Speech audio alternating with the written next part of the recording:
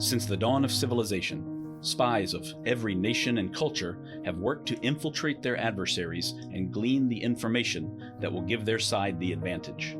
The stakes are sky high, the strategies varied and imaginative, and the ultimate sign of success is that no one ever even knew you were there. In each episode, we will explore the moral and ethical gray zones of espionage, where treachery and betrayal go hand in hand with cunning and courage. This is the Spycraft 101 podcast. Welcome to your clandestine classroom. This is episode number 119 of the Spycraft 101 podcast. Joining me today is Rosemary Sheldon. This is her second time on the podcast, as she was my guest for episode 81 as well. Rosemary taught history as a professor at Virginia Military Institute for more than 25 years and is a world-renowned expert on intelligence activities in the ancient world. She earned her PhD from the University of Michigan in 1987 and has published several books and many articles over the years, as well as serving as an editor for the International Journal of Intelligence and Counterintelligence and Small Wars and Insurgencies, and the Journal of Military History. I invited Rosemary onto the podcast again after reading her book, Kill Caesar. It's about the lives and deaths of the first 5 Roman emperors and the internal security measures they put in place to protect themselves, with varying degrees of success. I know that ancient Rome has been on everyone's minds lately, so I thought it would be a great time to revisit this amazing era of history. But before we dive into this story, I want to ask you something. Are you an amateur military historian like me? Has this podcast rekindled your interest in Eastern Europe and the Cold War? Maybe you're finally getting into reenacting and living history just like you've always said you would. If so, you should check out the incredible collection of surplus military goods at Krishiki.com. Krust himself scours the continent for the best uniforms and field equipment available and delivers them right to your door. He's got almost anything you can imagine and many things you haven't. Uniforms from East Germany, the Soviet Union, and modern-day Bulgaria, Poland, and Russia are all available. Rucksacks, mess kits, and load-bearing gear are also up on the site right now. The inventory is constantly changing, so you never know what kind of gems you might stumble on, all at very affordable prices. Find it all at Krishiki.com. That's KRUSCHIKI.com. And use the discount code SPYCRAFT101 for 10% off your order. Rosemary, thank you for joining me again today. Thank you for having me back, Justin. Of course. I know we just kind of barely scratched the surface of so many centuries of history the last time around, so I'm honestly very excited to revisit this topic from a new angle again this time around. Yes, I did not touch on internal security in my first book that we discussed last time, and so this is a whole new way of looking at intelligence. Okay, great. Well, I'm sure everyone's looking forward to hearing it as well. So you mentioned in the book, of course, the Julio-Claudian dynasty. So can you tell us what that is exactly? Sure. The Julio-Claudian dynasty is simply a fancy name for the first 5 emperors of Rome: Augustus, Tiberius, Caligula, Claudius, and Nero. They come from 2 major houses of nobles, the Julian and the Claudian, and they intermarried. And so they're referred to as the Julio-Claudian dynasty because they start with Augustus, and when Nero is killed, the dynasty ends. Okay, so you mentioned Nero being killed, obviously, and that was a pretty common ending for a lot of these Roman emperors, not just the ones that we're talking about today, but on as well. So why is that? Is there any particular reason that so many of them met violent deaths? Yes, what interested me is that I went back and read my first book. I was looking at a footnote, and I had a statistic in there that I guess I hadn't thought through. It said that 75% of Roman emperors died by assassination. And I thought, that's a very high number. Let me go look that up. Where did that number come from? Not only has it been studied by other Roman historians, but you can look up Wikipedia, Roman emperors, how did they die? And there it is, 75% of them. So I counted each one, did the math, as simple as it is, 75%, which is the highest percentage, the highest rate of assassination of any monarchy at any time, anywhere. Yeah, that was stunning for me to read as well, and I just had no idea that it was like that. Of course, I knew that period of history and many others were very violent, but that is shocking. Like, I wonder if they were looking around at the time and felt like that was business as usual. I guess it was for them, but it certainly doesn't seem that way to us. No, when you look at America, for example, 10% of our presidents have either been assassinated or had attempts on their lives. And that, that's rather low. We didn't even have a Secret Service until, the Woodrow Wilson administration. So you look back on the Romans and you think, well, they had a Praetorian Guard. That's 9,000 soldiers dedicated to keeping the emperor alive. And yet 75% of Roman emperors die of assassination. Something's wrong with this picture. Mm-hmm. Yeah, unbelievable. Unbelievable. So was this a series? I know we'll get into it in detail, but was this generally speaking like the lone gunman, so to speak, or was it conspiracies abounding everywhere, or a combination of both? That's the difference between the American story and the Roman story. In America, it's always the lone gunman, some person with an axe to grind, some crazy who takes a pot shot at the president. In Rome, it's something completely different. All of the attacks, all of the conspiracies, people who got together to plan these things were all senators or upper class people and high ranking military men. There are occasional people who will break into a palace and try to kill the emperor. There was one, for example, in 18 BC, somebody broke into Augustus's palace it was a camp orderly with a knife. And of course he was dispatched. But it's meaningless. None of those lone wolves at the time, and we don't know what their reason was, succeeded. Okay. And so it's because in order to kill an emperor, the main thing is access. And Joe Average does not walk in off the street into a palace surrounded by the Praetorian Guard and get access to the emperor. Right. That part makes sense, at least. So since we're talking about the emperor, I do know that before Augustus became the emperor, Rome was a republic. So how exactly did it transition from republic to empire? An assassination, of course.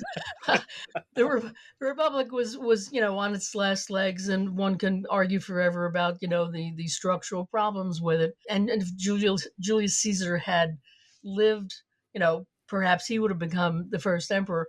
But he was killed because he tried. If there's one thing the Romans did not want, it was a king. They had gotten rid of theirs in 509. They had a republic. They were very proud of it. They did not even use the word rex. There was no crown. And the hardest thing for me to do when writing this book was remembering not to use the word throne. Because we always talk about, they made an attempt on the throne. There was no throne. I'm sure the emperor had a very nice chair somewhere where he held business, but throne and king go together. Monarchy goes with kings, but no, the empire was an autocracy. It was ruled by one person, but technically he was not a king, and that's why the succession problem came along, because there was no legal way to pass your authority on to somebody else. Okay. If the Senate wants to elect somebody new after you die, they could do it. But of course, there were people moving behind the scenes to make sure that somebody else was chosen long before the Senate got to vote on it. Augustus tried to make it hereditary, and other emperors worked on that principle. But the fact of the matter is, anybody could be Roman emperor if he could make it to the top. And since anybody could be, anybody would try. Amazing. I hadn't realized that until I read your book. Anyway, so you mentioned Augustus was the first emperor. And can you talk about the internal security measures that he put in place? I mean, if he's following an assassination, then he's going to be very cognizant of the threats to his rule, obviously. Yes. Since he's the first person to be the autocrat, he knows what happened to Caesar. So he knows not to try to do the same thing. He's not going to call himself king or in any way announce that he is sole ruler. He's going to pretend that the republic is still there. They will still elect consuls. The Senate will still meet. But there are certain things he will have to put in place for a security service. And here's where it gets complicated. Because in modern times, we have organizations that do that sort of thing. The FBI internally, the CIA externally, MI5, MI6. We have bureaucracies and we have hierarchies. The Romans didn't have that. So there are a series of security organizations that are put in place to do various tasks. We just don't know how they were coordinated. So, for example, 16 cohorts of Praetorian Guard, 3 cohorts, the urban cohorts, who basically were the guardians of the city of Rome outside of the palace, the Vigiles that were put in charge of fire brigades, but they could also be used in a police capacity if that's what the emperor needed them for. We have the delatores, who are informers, but again, they're not an organized group of people, they're just snitches.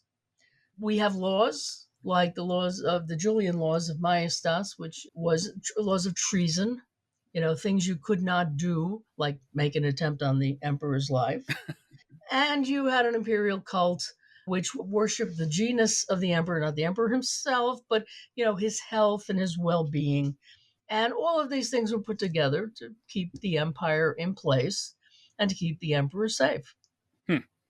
And yet still 75% of Roman emperors wind up dead. Right. That's what I was thinking. So I know we'll get into it in detail, but were these vastly dysfunctional organizations, or were they, infiltrated by subversives, or was it just like a whole host of problems?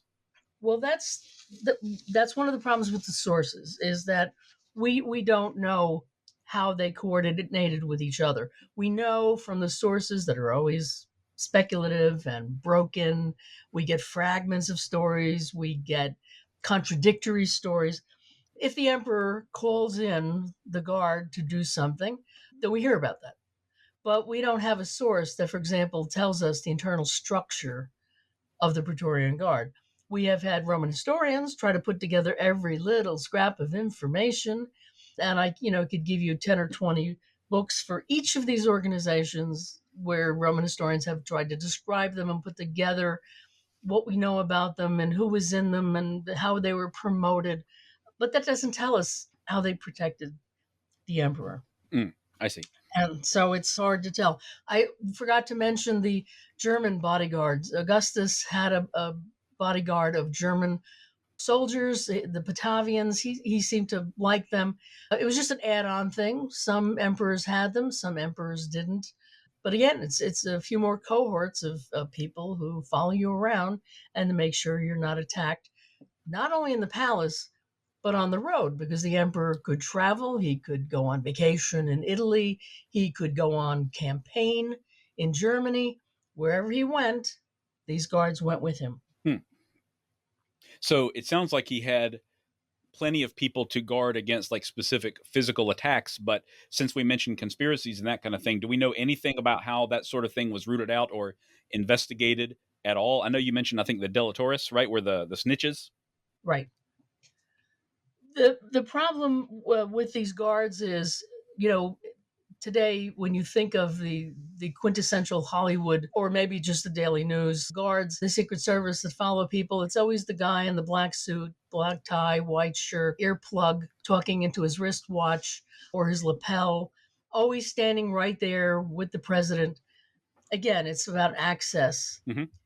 You have to have the guard close to you.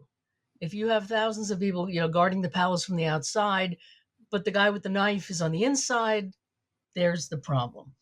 The attack is always going to be planned by the upper classes. Why? Because there are a lot of nobles around who have better pedigrees than Augustus or any of his family members. People thinking, well, if he can be emperor, I can be emperor. Why not?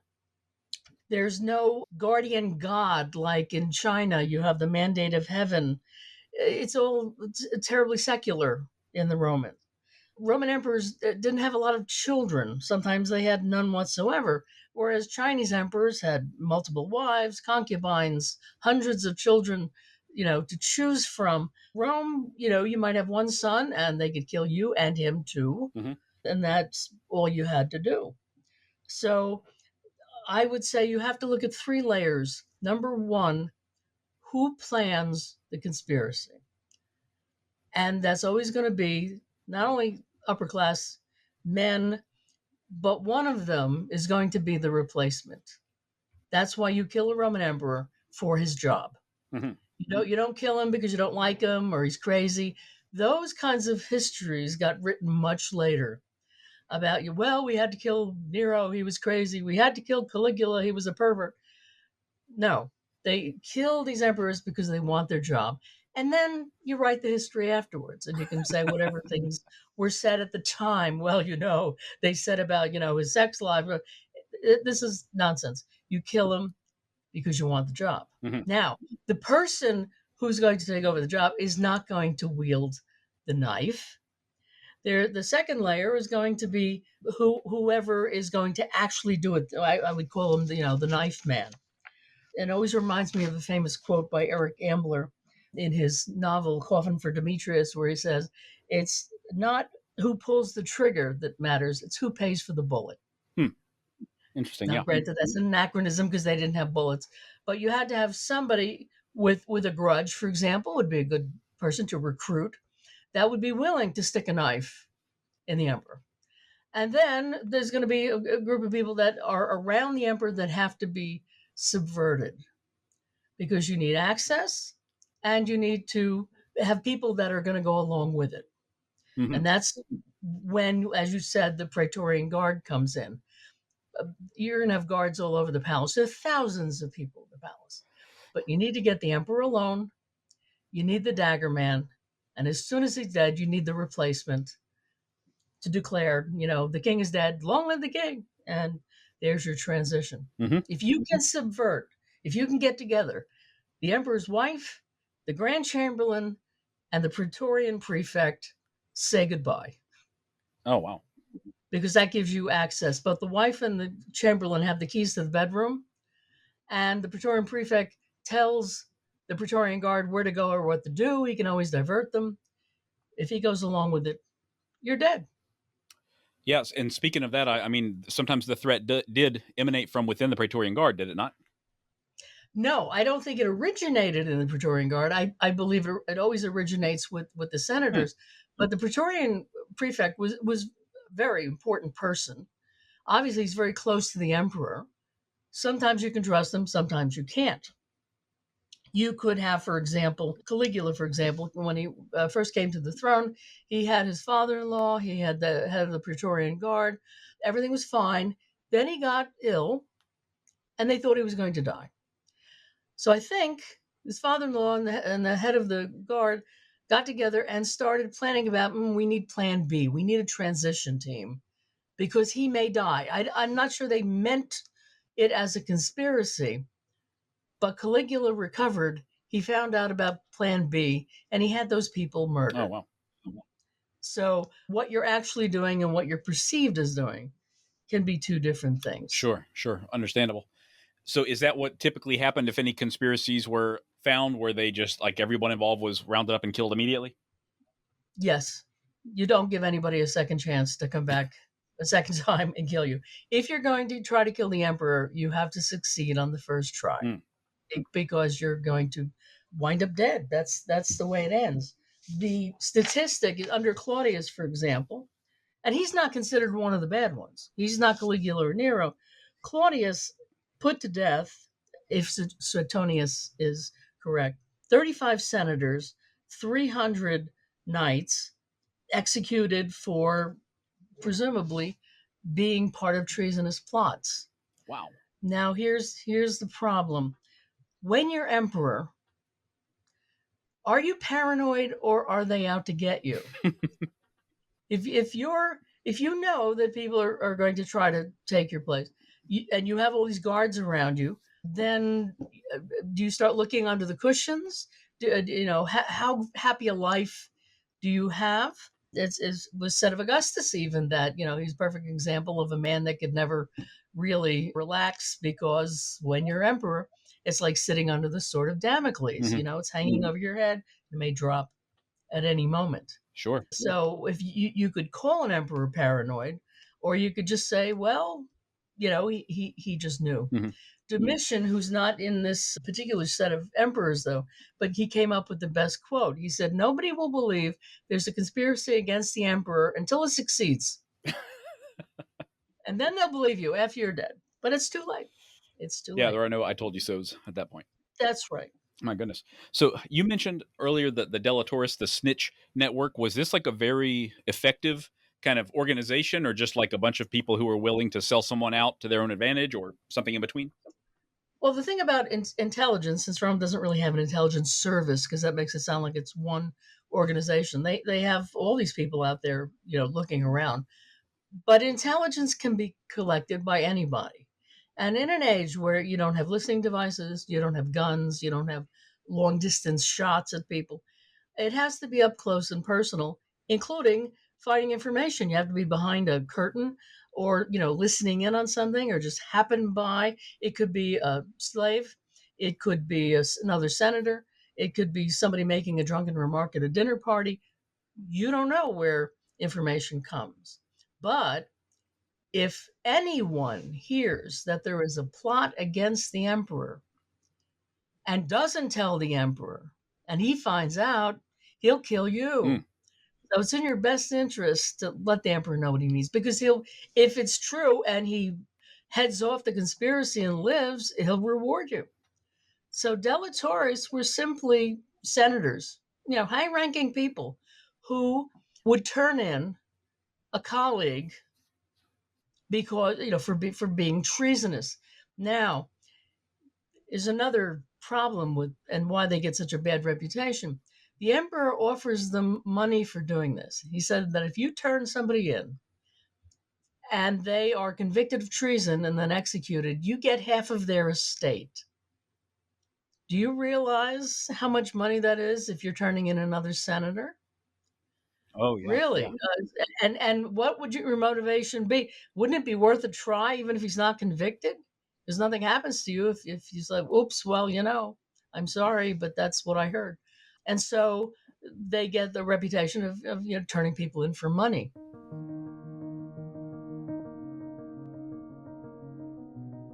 If you're looking for another discreet way to carry survival or emergency gear, look no further than the new covert Mark I briefs from Sotira Systems.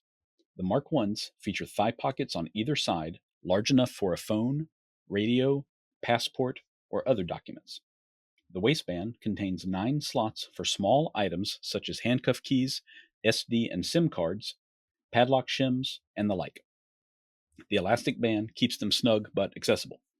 The covert Mark Is are designed with comfort and utility at their core, and are manufactured from high-grade wicking and fast-drying sports fabric. They can easily replace a traveler's belt pack, which is far more likely to be stolen from you during a robbery than the briefs you're wearing. Covert Mark I briefs are configurable and suitable for anyone in law enforcement, military service, or even the security-conscious global traveler. Find them at sotirasystems.co.uk. That's SOTEIRA systems.co.uk, or at the link in the show notes of this episode, and use the discount code Spycraft101 to save 10% off your order.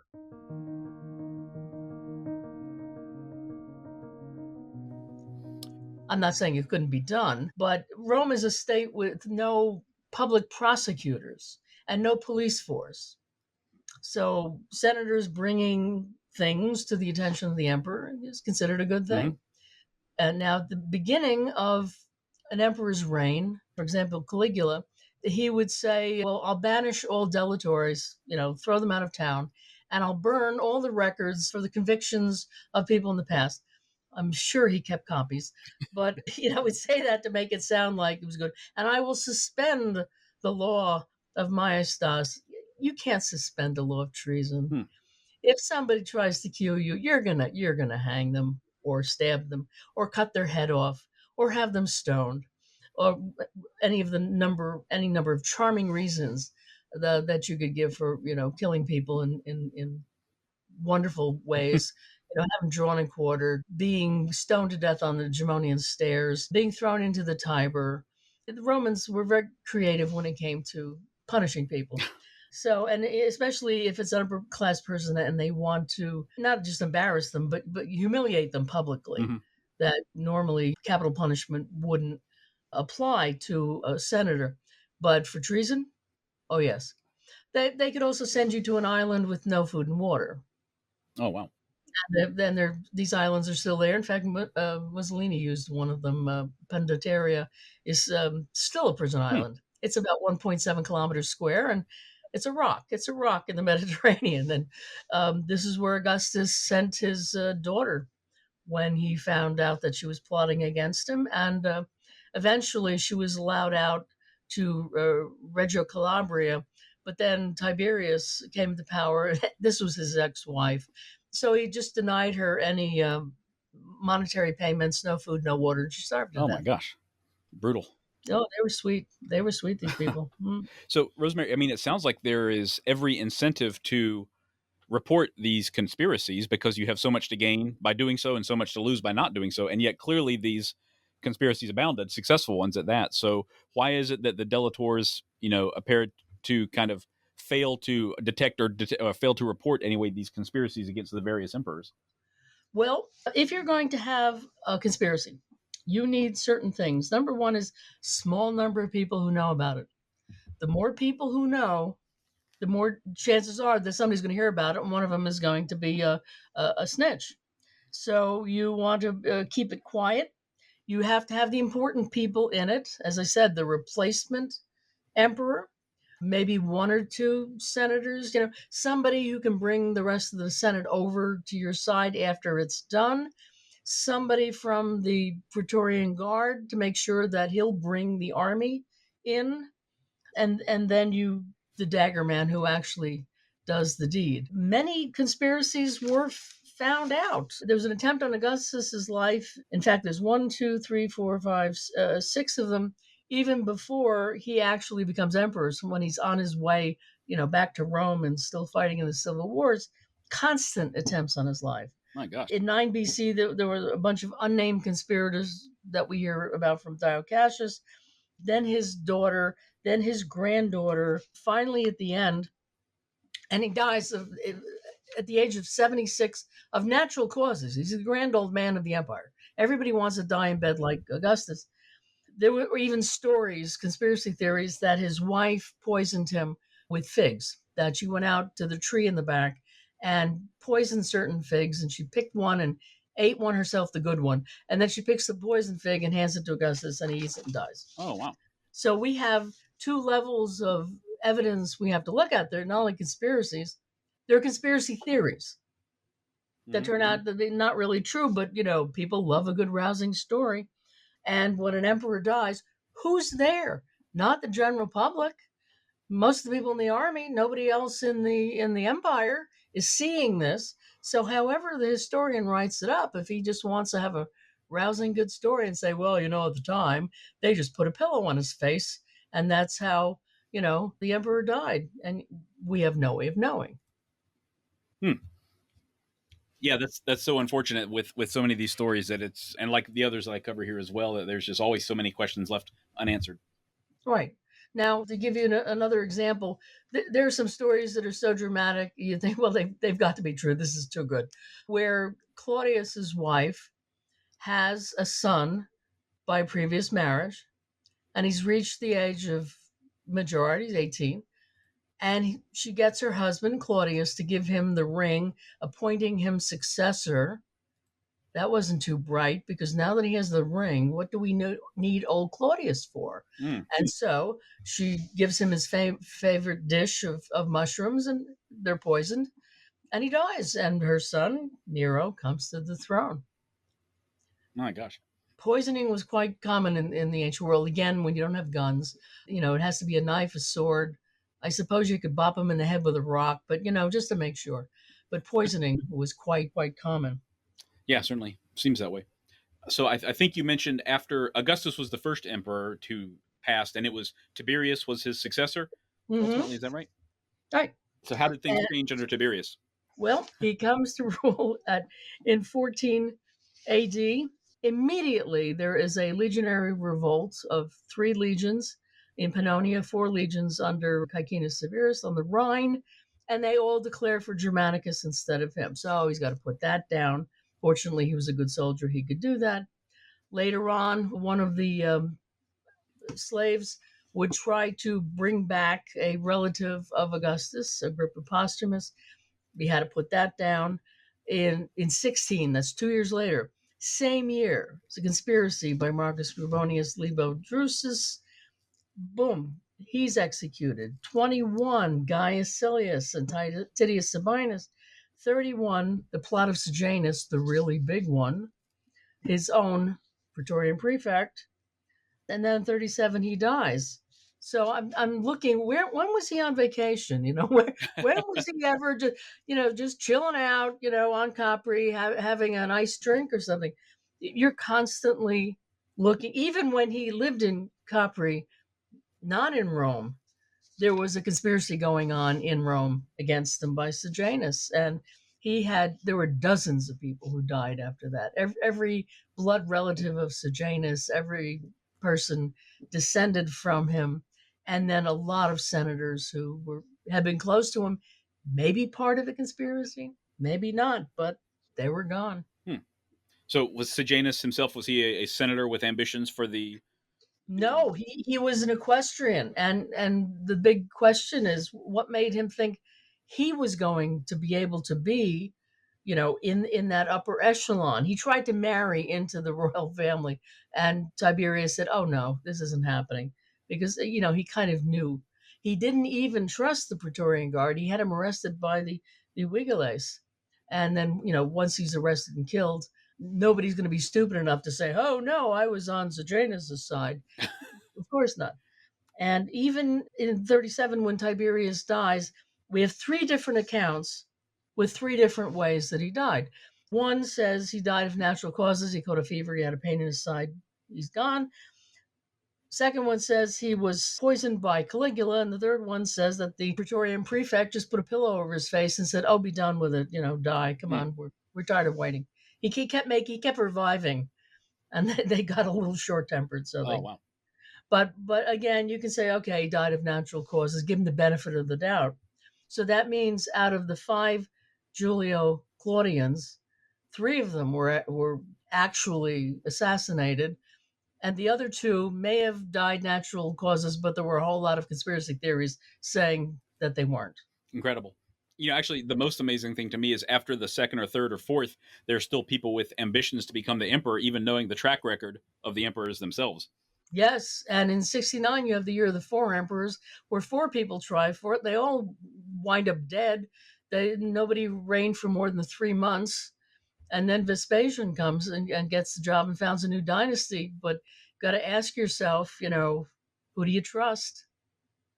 Yeah, not many people are trustworthy, apparently. No. When it comes to ambition, is there anything new? People stabbing each other in the back to get to the top. This is not a Roman concept. Right, okay? Right. It's always around. So Tiberius passed away, maybe natural causes, maybe not, and then Caligula came to power. So what was Caligula doing before he came to power? What was his role in the empire? It's interesting that Caligula's early life, if you were to say, is whether an emperor is... Hang on one second. Here we go. Caligula. Is he paranoid, or was he born that way? Was he crazy? The atmosphere in which he was raised was enough to make anybody paranoid. He was the son of Germanicus, a man who was supposedly, we thought, was murdered by Tiberius. His mother, Agrippina, and all his brothers were done away with because of Sejanus. Now, this young boy is then sent to live on Capri with Tiberius himself in his old age. And if you've ever seen the movie Caligula, maybe that's a suggestion of the kinds of things that went on there. Tiberius still could have been killing his relatives, remotely. He had to learn how to protect his position. Constant threats to his life. He's only 18 when he comes to the throne. Wouldn't you be just a wee bit suspicious? Yeah, absolutely. That environment that he's come up in. Yeah. Also, if you are raised, and if you've ever you have children, if you know what 2-year-olds are like, it's me, me, me, me, me, I want, and don't tell me what to do. Well, if you're born to the emperorship, you know you're going to be emperor. Can you imagine your entire life? You have people waiting on you hand and foot, and giving in to your whims. And if they don't, you can say off with your head. Yeah, I that's don't hard to think imagine that how that skews a person. it does. I think it can skew you. I don't know that Caligula was crazy. He certainly wasn't nice. He was certainly suspicious. And I'm sure he indulged a lot of whims. He was willful and indiscreet, an autocrat with sadistic taste, but you don't have to make him say he was crazy. I think that's Hollywood likes to do that, but he just spent his childhood surrounded by conspiracies, and then when he came to power, he did whatever he wanted to do. Mm-hmm. Do you think there was some sort of, or I should say, what was the motive to kind of vilify him through all of history if it's not necessarily accurate? Because I think anybody that knows anything about Roman history knows that he has got one of the worst reputations, at least at a surface level. He does, and what usually gets you the bad reputation is you kill too many senators. I don't think the Senate would mind if someone had a conspiracy against you and you killed 2 or 3 people who were in the conspiracy, whether they were senators or not. But when you start widening the circle, then the question is, how big does the circle have to get before it gets to me? Right. And, do we kill him before this circle gets larger? And so it's competing interests between the emperor's safety and what the Senate can tolerate, because all it takes then is a few people within the Senate say, enough is enough. We're not going to take this anymore. And they, can make a move on him. The way they killed him, there was a full-blown conspiracy. He's in the theater watching shows and stuff, and Claudius is sitting behind him. And then he takes a break. He says, I'm going to go inside and, take a shower, have lunch, and come back to the games. Well, when he goes inside, they get him in a corridor and they attack him.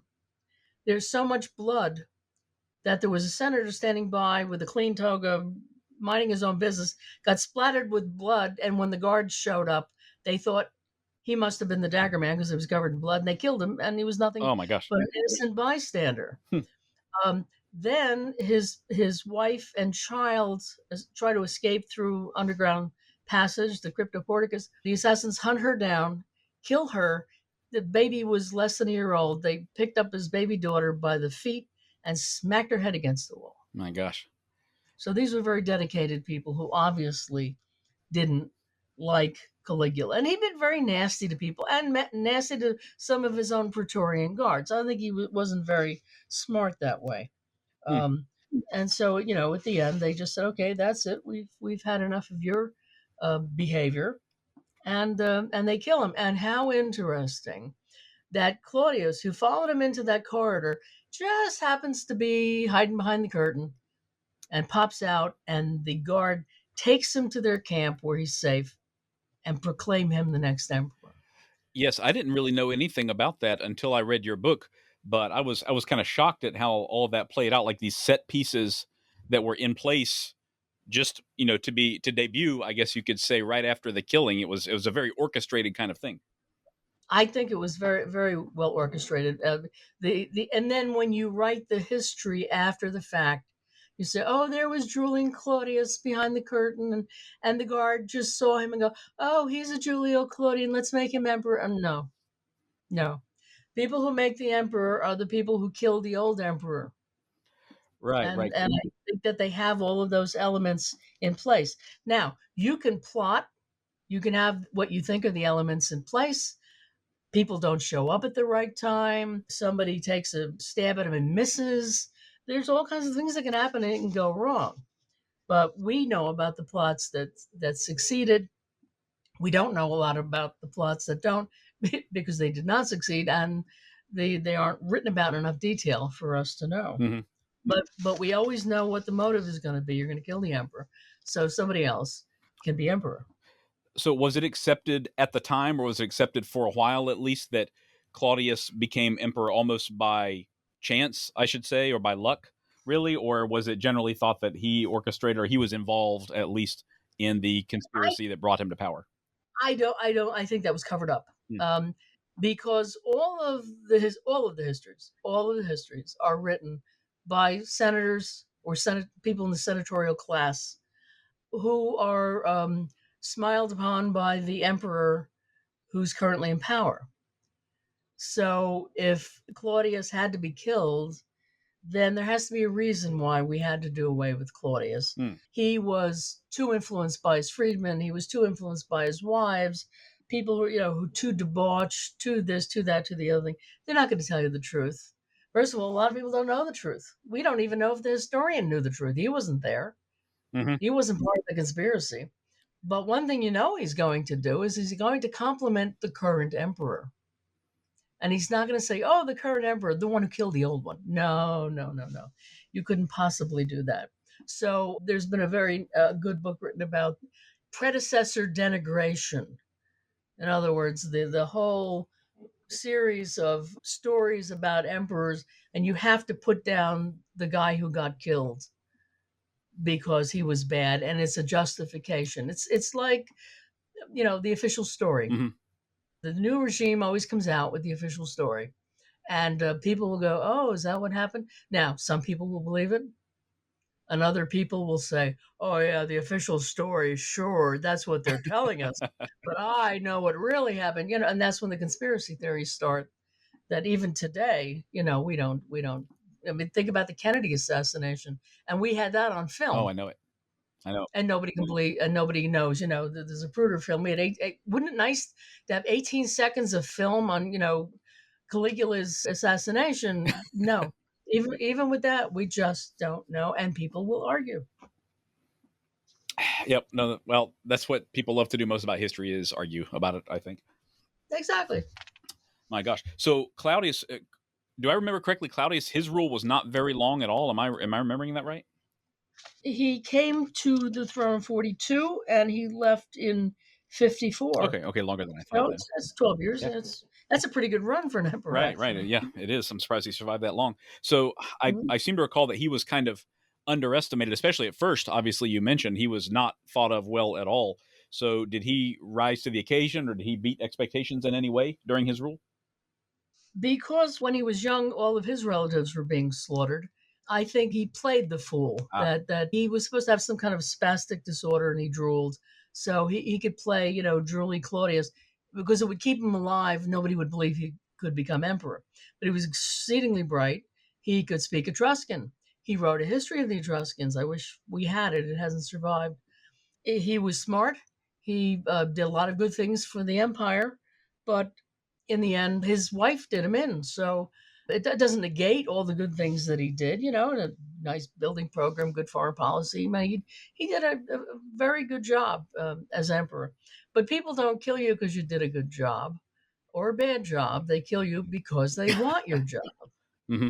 That's it. I mean, Domitian did again, is later than the period we're talking about, but he did a lot of good things for the empire, and yet, still winds up dead. Amazing stuff. So did he successfully neutralize any of the conspiracies against him as well? I mean, it just seems like they're never ending with these guys. Oh, yes. Claudius, as I said, it was a conspiracy by the governor of Dalmatia that included some high-ranking generals and senators. In 43, there's an equestrian thrown off the Tarpeian Rock for plotting against the emperor. Tarpeian Rock is like a prominent outcropping of rock over the city. And if you throw somebody off of it, they're crushed below. And so that was a traditional way of getting rid of traitors. There was somebody who arrived with the morning callers armed with a sword. I presume he ended up dead. There was another one in 46, Asinius Gallus, the grandson of Asinius Pollio, was banished. One of the consuls was banished. There's a bizarre episode in 48 where his previous wife, Messalina, is supposed to have married a guy named Gaius Calpurnius in the palace. The emperor's on the road somewhere, and you're having an open marriage to somebody else. The story makes no sense. But afterwards, 8 senators the prefect of the Vigiles, several equestrians, the Praetorian prefect, and an actor are all executed. So whatever story was told about it, something was going on behind their back. Mm-hmm. Do you think at this point with the fourth emperor, do you think that internal security has been tightened up in any way or evolved in any way, or are these cases of the the delatores doing what they're paid to do? I think in over the space of the five emperors, I think already under Augustus, the Praetorian prefect realized the power that he had because he was the head of the guard. He had 9,000 people behind him. You can do something with that. If he was loyal, fine. If he was disloyal, then either you caught him being disloyal and killed him first, or he's part of the conspiracy and you wind up dead. And then you see, for example, later emperors will have two Praetorian prefects. That way you don't have to trust one person, you can have two, you can play them off against each other. By the time you get to the next dynasty, Vespasian, first thing he does, he makes his son the Praetorian prefect. Somebody he knows he can trust, which suggests that I think right from the beginning, the position had the possibility of being politicized. Okay. And that's what happens in the end, because I said, in order to kill the emperor, you need the Praetorian, one or both of the Praetorian prefects. You need somebody in the palace with the keys, um, and a small note of people that are going to take care of the Senate once the murder is done to make the transition go smoothly. That's something that's kind of unimaginable to like modern American government, having to worry about like you mentioned, two heads of the Secret Service so that neither one can ultimately get you, the guys that are totally charged with your safety, and ultimately they potentially pose the greatest threat. So that's an unimaginable way of trying to live and lead, for us, I think. So what did happen to Claudius in the end? You said he lasted about 12 years? Yes, in 54, his last wife poisoned him because she already had the heir in place. She wanted her son to reign after Claudius. And Claudius was, older. She could have waited, but, Nero had the ring. She didn't want to have to sleep with old Claudius anymore. And so, bingo. She poisoned him. And finding poison mushrooms is not a problem. We know of several professional poisoners in Rome that were friends of emperors and enemies of emperors. Oh, wow. And I've always wished we had enough information to write a biography of Rome's most famous poisoner. But there you go. Yeah, that'd be fascinating. So then it was Nero, then I take it, right? Yes. Was the fifth? Right. He comes to the throne, and immediately the first 5 years were pretty good, but then there's a conspiracy under a man named Gaius Calpurnius Piso, the famous Pisonian Conspiracy, and it's a big one, and it came close to being successful. There were senators involved. There were at least 8 military people we know by name, including the Praetorian prefect, 2 tribunes of the Praetorians, but it fails. And boy, Nero's not happy. All those people are executed. In 66, there is a conspiracy under Annius Vinicianus, who's a senator, with some very high ranking people, but they didn't think they could get to Nero in the palace. He was too well guarded. So they waited until he went to Beneventum in the south of Italy, and they put a hit out on him there. Unfortunately, that didn't succeed either. All of those people died. And then military people started coming under suspicion. The great General Corbulo, who was governor of Syria, gone. The Scriboni brothers, who were both consuls and generals in Germany, gone. Several famous senators who were Stoic philosophers, Barrius Serenus, gone. And so then again, you're getting to the point where how many people are you going to kill? You have to keep the conspiracies down. But on the other hand, the more people you kill, the more potential enemies you have. And so the last revolt in 68, there was an uprising in Gaul under a man named Vindex, and all of the governors in the area in Germany, Spain, got together. And Nero, he's an amazing person. He was very artistic, as we all know. He played the lyre. He sang. He liked to, compete in sports. He was very vain. He redecorated Rome. He had gardens for the people. He loved putting on performances. As a soldier, not so good. Hmm. And so when the end came, rather than leading his armies out, leading the Praetorian Guard, he had 9,000 soldiers that he could have taken with him. He kind of does nothing. The Senate declares him an enemy of the state. The head of his Praetorian Guard turns against him, Nephidius. His palace guard desert him. His personal bodyguards flee. One morning, he gets up in the morning and there's nobody in the palace. There's just him. They'd even taken he had poison in case he wanted to kill himself. They'd taken the box away. Oh, wow. So he has to escape from the palace. A freedman offers him refuge in a villa outside of town, and there's this long description of how they have to sneak him out and disguise him. And then, even at the villa, he hears horses' hooves coming. They're coming to kill him, and so he gets a sharpened knife and he tries to slit his throat, and he does that badly. So finally, Freeman Epaphroditus said, "I'll do it for you," and he just they dispatch him. Wow. And he was only 30. He was only 30. My gosh. Yeah. All of these guys have such a terrible ending. It makes you wonder why people are constantly competing for that throne, but I guess they always think that they're different. Have you ever seen how much an American president ages in 4 years? I have. Yeah, I've seen a few of the before and after pictures, which are not spaced that far apart, but you can tell the toll it takes on them. It does. It does. And most of them aren't assassinated, except for, following Kennedy. We don't even in modern memory remember, McKinley or Garfield. We talk about Lincoln, but nobody remembers that. I mean, they're pretty spaced out, few and far between. But with the Romans, I mean, the person when Vespasian came to the throne, he had 5 Julio Claudians, as an example, before him, and 4 people during the year of the 4 emperors that had been killed. So, but he still wanted the job because that's what ambition does to you. Yeah, certainly does. It just seems like, how do I put it? It just seems like such incredible turmoil. I mean, I know that we've gone over several generations essentially in a very short period of time here, but it seems like there was not a whole lot of continuity there and not a whole lot of peace in the Roman Empire in the early years. No, I think one of the reasons the historians tell these stories is because they want to think that somebody is in charge, that there were these conspiracies, but the emperor, took care of it and killed those, and that Rome could be stable. They always want Rome to be stable, not necessarily at peace. If they're at war, at least win. They want bread and circuses. They're not much. The common man is not involved in what happens in the palace, which is why there's very little threat from the average person. They don't get to see the emperor. If you're at the far end of the empire, you don't even know who the emperor is. I always felt bad for the poor stonecutter who's somewhere, in the far end of Syria, carving out the name of an emperor, and then somebody goes, "Hey, Marius, the emperor just changed," and he's gonna, get rid of get his chisel and hack out the name and put the name of the new emperor in. Because they don't see emperors.